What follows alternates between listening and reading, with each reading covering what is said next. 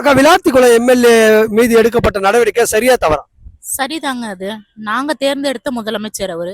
அவரை பார்த்து அவர் எப்படி அத மாதிரி சொல்லலாம்? அது தப்புதான். அவர் மேல கண்டிப்பா ஆக்ஷன் எடுக்கணும் தான். எடுத்த நடவடிக்கை சரிதான்றீங்களா? சரிதாங்க. சரிதான். ம். எப்படிக்கா இருக்கு ஆட்சி? நல்லாதாங்க இருக்கு. எல்லாருக்கும் இப்ப கூட மனு கொடுக்க தான் வந்திருந்தேன். நல்லா ரெஸ்பான்ஸ் பண்ணாங்க. எங்களுக்கு நல்லாதாங்க இருக்கு. நல்லாதான் இருக்கு. நாங்க எல்லார்கிட்டயும் கேட்டதுக்கும் எல்லாருமே அதான் சொல்றாங்க. ஒரு ஃப்ரீயா கூட போயிட்டு வர முடியுது எங்க போனாலும். எங்களுக்கு இந்த ஆட்சி நல்ல ஆட்சி தான் படுது.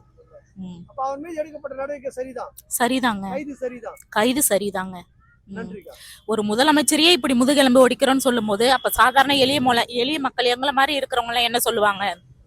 சொல்லுங்க. சரிதாங்க. அவர் மேல கண்டிப்பா ஆக்ஷன் எடுக்கணும். எந்த ஒரு தமிழக முதலமைச்சரை பற்றி தவறாக பேசினாலும் தப்பு தான். இது வரம்புக்கு மீறிய பேச்சு வரும் பட்சத்தில் அது எந்த ஒரு நபராக இருந்தாலும் சரி, சாமானிய மக்களும் சரி, அவர் எம்எல்ஏ இருக்கார், கொஞ்சம் எதுவுமே நிதானத்தை தான் பேசணும். அப்படி போட்டது பேசுனது மிகப்பெரிய தவறு தான். ஏன்னா சமீபத்தில் திமுக காரர்கள் எல்லாம் இப்படி விமர்சனம் பண்ணி இருக்காங்க. விமர்சனம் பண்ண புதுசாக ஒருத்தர் 25 வருஷம் கட்சி ஆரம்பிக்கிறார் இல்லையா, அதனால் அவருக்கு பொறுக்க முடியாது, அப்படி தான் இருப்பாங்க. ஆனாலும் அதை மீறி தான் நம்ம ஆட்சி செய்யணும். இது நமக்கு தமிழகத்துக்கு மிகப்பெரிய சவால் மிகுந்த ஒரு ஆட்சி. அது கண்டிப்பாக வெற்றி பெறும். தளபதி அவர் வெற்றி பெறுவார். மாற்றங்கள் அதிகமாக வரும். சில தவறு நடந்தாலும் தளபதிக்கு நேராக அந்த தவறு சுட்டி காட்டப்பட்டால் உடனடி நடவடிக்கை எடுக்கப்படும் என்பது இந்த நேரத்தை சொல்லிக்கிறேன்.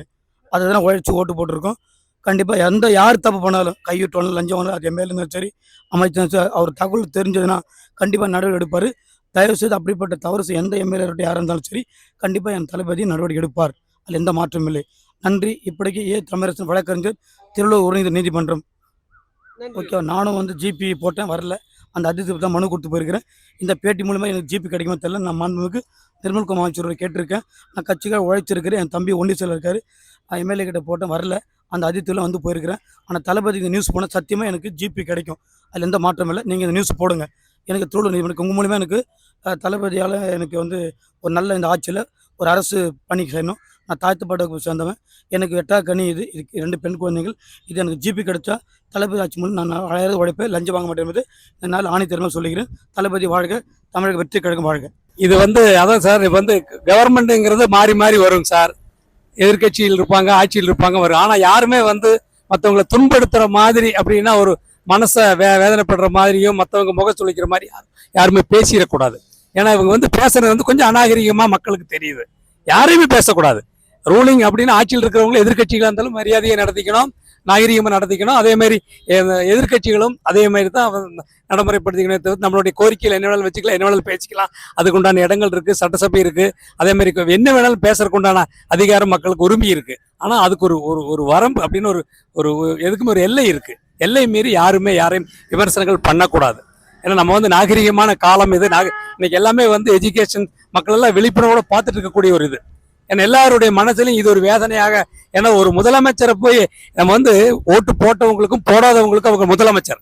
ஒரு முதலமைச்சர் எல்லாத்துக்கும் சேர்ந்த முதலமைச்சர். அந்த முதலமைச்சரை போய் எலும்பை உடைச்சிருவோன்னு சொல்றதுங்கிறது எந்த வகையிலையும் மக்கள் ஏத்துக்க மாட்டாங்க. இது ஒரு பொதுமக்களாக எங்களுடைய கருத்து. ஐயா, மார்கண்டேயன் மீது எடுக்கப்பட்ட நடவடிக்கை சரியா தவறா ஐயா? உங்க கருத்து என்ன ஐயா? என் பெயர் கருப்பையா, மாநில பொதுச் செயலாளர், இந்திய குடியரசுக் கட்சி, அத்வாலே, தமிழ்நாடு. ஐயா, மார்கண்டேயன் இவர் மேலே எடுக்கப்பட்ட நடவடிக்கை சரியே. ஏனென்றால் மக்களால் தேர்ந்தெடுக்கப்பட்ட ஒரு முதலமைச்சரை இந்த மாதிரி பேசுவது அநாகரிகமானது. எம்எல்ஏ பதவிக்கு தகுதியற்றவர், ஒரு நாகரிகம் தெரியாதவர். அதனால் அந்த மேலே நடவடிக்கை எடுத்து மாத்திரம் அந்த எம்எல்ஏ நீக்கினாலும் கூட சரியானதுதான் என்று நினைக்கின்றேன். கண்டிப்பாக இதே மாதிரி இன் ஃபியூச்சரில் முதலமைச்சர் எந்த கட்சியை சேர்ந்தாலும் மக்களால் ஆதரவுப்பட்ட முதலமைச்சரை இப்படி பேசுவது தவறு என்பதற்கு ஒரு முன்னுதாரணமாக நடவடிக்கை எடுக்க வேண்டும். சமீப காலத்தில் இதே போல விமர்சனம் பண்றாங்க, ஒருமையிலே பேசுறாங்க. எப்படி பாக்குறீங்க திமுக காரர்கள்? அந்த திமுக காரங்க கூட அவங்க ஆட்சிக்கு வர முடியலையே, அந்த விரக்தியில இந்த மாதிரி பண்றாங்க.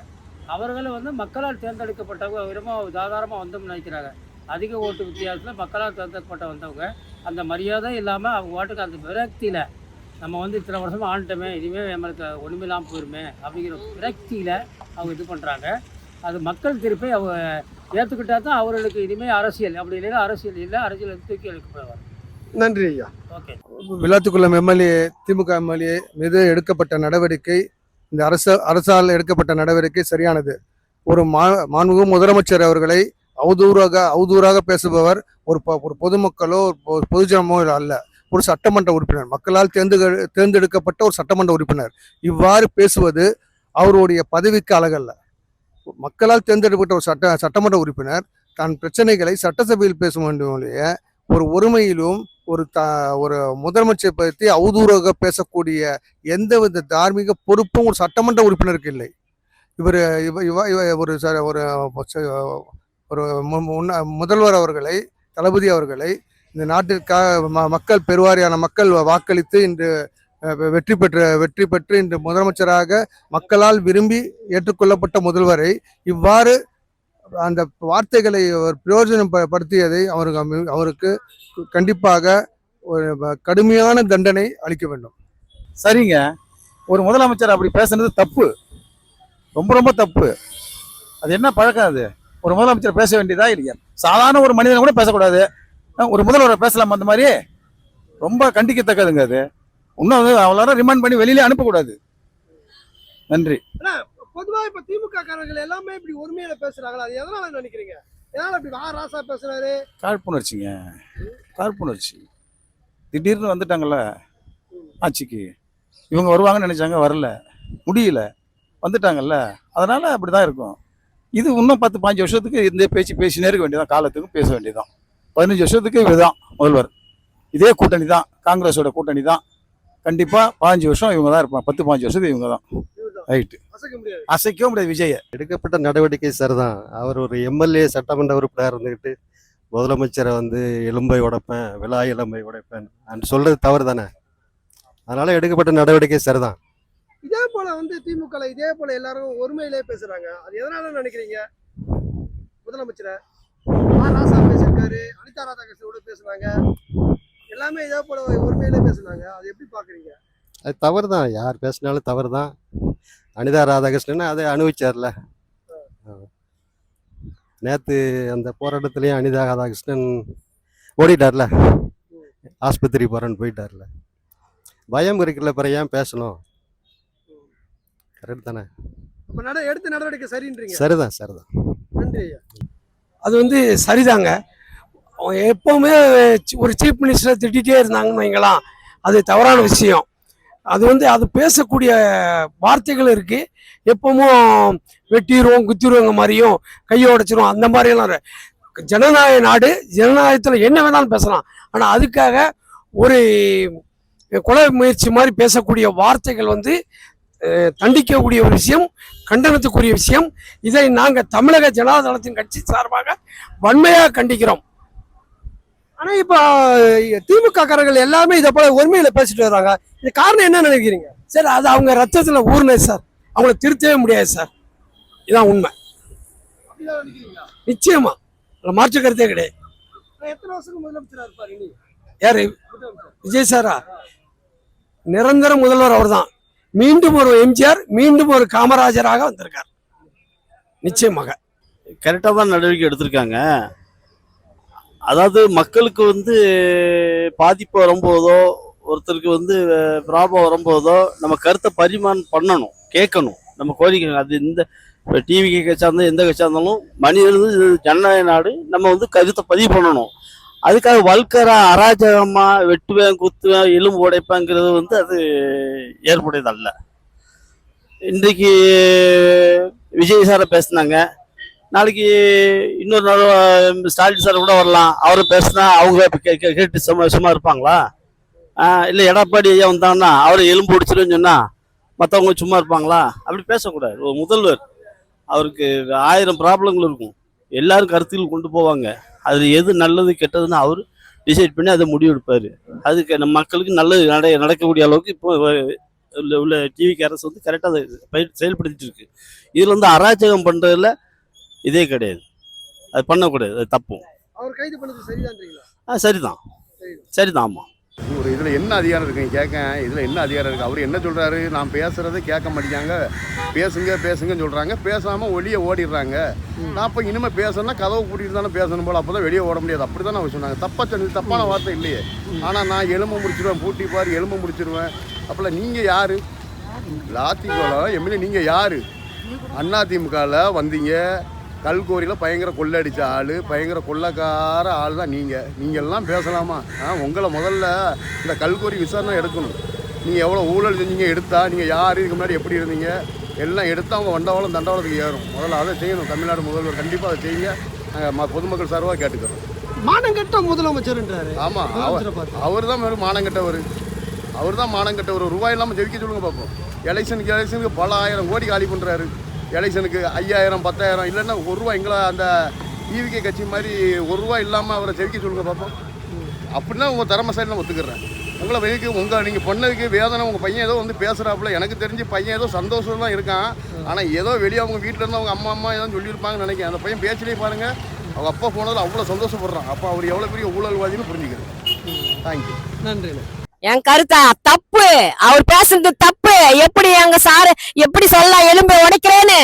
அவன் எலும்பு நாங்க எண்ணி வச்சிடுவோம். அவர் நாட்டுக்கு வந்து நல்லதுதான் செய்யறாரு. மக்களுக்கு லஞ்ச ஒழிப்பு ஒழிக்கிறாரு, பெண்களுக்கு பாதுகாப்பு கொடுக்கறாரு, எல்லாருக்கும் பாதுகாப்பு கொடுக்கறாரு. அவர் சொல்றது தப்பு தப்பு தப்பு. நானும் கிட்டத்தட்ட ஒரு 40 ஆண்டுகளாக இருந்திருக்கேன். ஏடிஎம்கில் இருந்திருக்கேன், கவுன்சிலராக இருக்கேன், வைஸ் சேர்மனாக இருக்கேன். நிறைய மக்களுக்கு நிறைய பாடுபட்டிருக்கேன். எந்த நேரமும் எப்போ கூப்பிட்டாலும் மக்களுக்காக எம்ஜிஆர் அம்மாலாம் உயிரை விடக்கூடிய ஆள், அப்படி வெறி பிடிச்ச ஆள். ஆனால் இப்போ நாளை போக்கில் போக போக வந்து கட்சிகளோட இதில் நமக்கு அப்படியே ஒரு மரியாதை இல்லை. அதனால் நானும் பார்த்தேன், இது ஊழலை நம்ம இவர் முதலமைச்சர் விஜய் வந்த பிறகு எல்லா இடமும் லஞ்சம் இல்லாமல் ஓடுது. லஞ்சம்னாலே அடிபட்டு போகுது, யாருமே லஞ்சம் வாங்க முடியாது.